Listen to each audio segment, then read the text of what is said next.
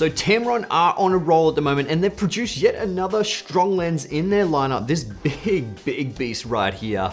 Now, it's this is a really good telephoto zoom lens that is pretty much a must for sports and wildlife photographers.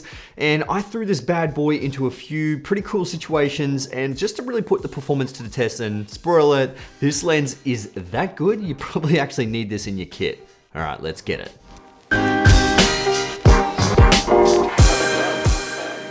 What's going on, my friends? My name is Jason. I hope you're all doing absolutely fantastic. Before we get started talking, I'd just like to say thank you to Tamron for giving me a loan of this lens. But by all means, I am not sponsored by Tamron. They did not tell me what to say. This is a completely independent review, and absolutely every opinion on this is mine. And anything that I think about this lens is my own opinion. But I also want to thank each and every one of you guys for subscribing to my channel, and also just, for taking the time to watch my videos, and always those legends that are active in my comment section below. So thank you guys very much.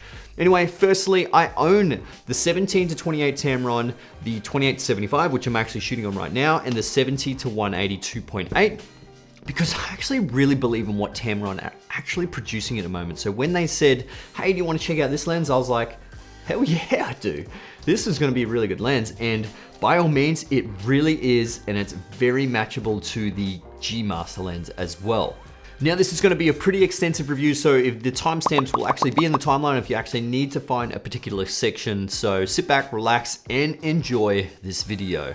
So the target audience Tamron seem to be actually marketing this to is wildlife photographers and sports photographers. And I guess anyone who is actually wanting a really super telephoto lens at a really good value.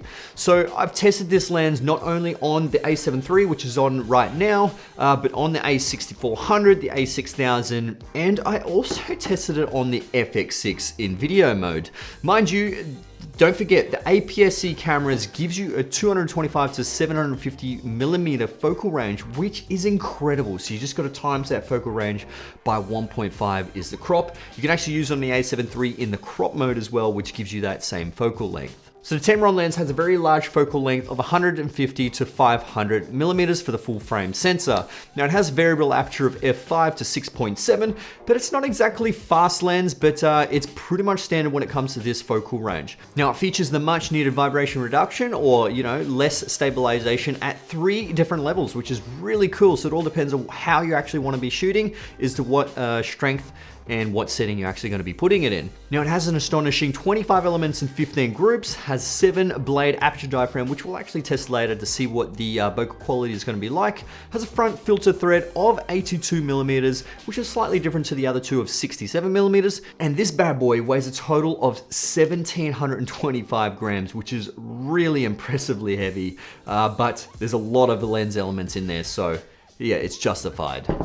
So there are actually a few impressive things on this lens, and it comes down to capabilities such as the macro capabilities. It can focus as close as 0.6 meters, which gives you a 1 to 3.1 macro ratio, which is really good. It has linear focus system, so this allows for a really improved autofocus speed and accuracy. It also says moisture resistant, which actually has 9 rubber gaskets throughout this whole lens, which is really important for wildlife and sports photographers who actually need to stay out in the weather in some pretty horrible conditions. So having it weather sealed is really important. So Tamron's main competitor for this lens is actually the Sony version, which is the G Master 100 to 400 f4.5 to 5.6. Now this is a very similar form factor to this when it comes to the height and width, and pretty much all the buttons on the side as well. Very similar. The only difference is probably that focal range, whereas this one is a 500 millimeter focal range. The other one maxes out at 400. Now the Sony G Master lens is slightly faster with the aperture, but you won't really notice it at longer focal lengths because a lot of the Sony cameras are really good in low light performance anyway. Now the biggest difference between this one and the Sony lens is that the G Master is actually $24.98 US, whereas the Tamron is an astonishing $13.99 US. Now that is incredibly cheap. It's a complete no-brainer here, especially for the price and the quality. If you love wildlife or sports photography and you don't want to fork out an extra $1,100 US, for the G Master, this is 100% your best option right now. It's incredible.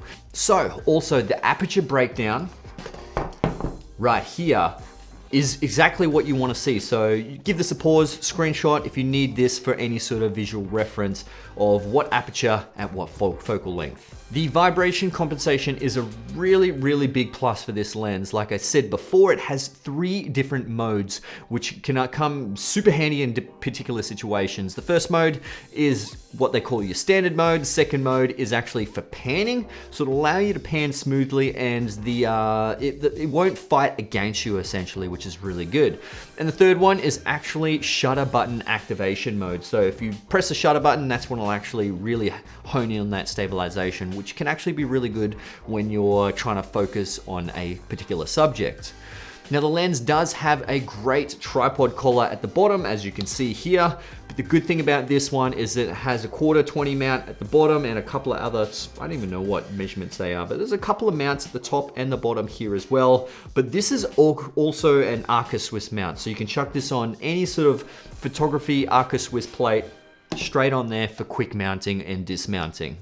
So one of the main features about this one as well is it has that lock button there, dedicated lock button, but if you zoom it out, you click it forward, you see that white line, that actually locks it in as well. You can slowly creep forward and back if you really wanted to, but I guess one of the main things they designed this for is that if you did want to leave it out at that long focal length, you can lock it in, bring it down, come back up, and you'll be at that same focal length. The great thing is as well, if you do zoom back, this is a linear focusing system, so it is really good for hitting that nice accurate focus. So this is the Tamron lens at 150mm. We go into the center and it's actually quite sharp in the center with good contrast. We go out to the corners and you can see it's quite soft. Good contrast, but it is soft out in the corners. Stopping it down to about 250mm and it's nice and sharp in the center.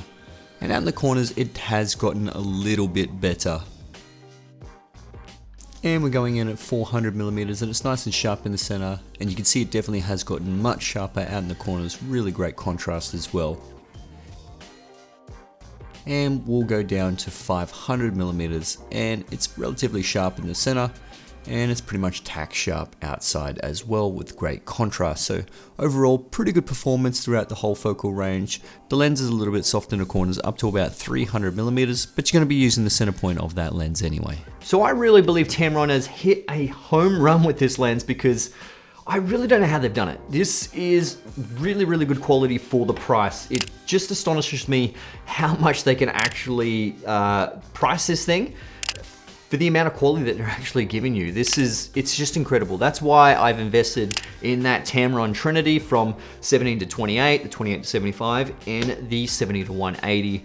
The quality is just absolutely incredible with these lenses, and this one is pretty much on par with these, but it's fantastic for wildlife, sports photographers, anyone who wants a really, really long focal length. This one is definitely for you. Comment below, I'd really like to know your thoughts on this lens. Are you a wildlife photographer? What are your main features that you are looking for as a wildlife photographer? Are you a sports photographer? What are the main things you're looking for as a sports photographer? I know autofocus performance is extremely crucial, and obviously that vibration compensation is extremely crucial as well. The great thing about that tripod collar mount is that a lot of wildlife photographers will generally have this on a tripod or a monopod, so you can actually pivot, pan, tilt, whichever way to make it much more steadier for that. But this isn't just for full frame as well. Don't forget, you can fit this on your APS-C camera, get that 1.5 times crop onto this, and get even more zoom range, which is super, super impressive. Anyway guys, I hope you enjoyed this video, or if you found it very useful, give this video a thumbs up. That would be absolutely amazing. Subscribe to my YouTube channel if you already haven't. Yeah guys, I'll see you guys in the next one. All right, thanks for watching. Let's get it.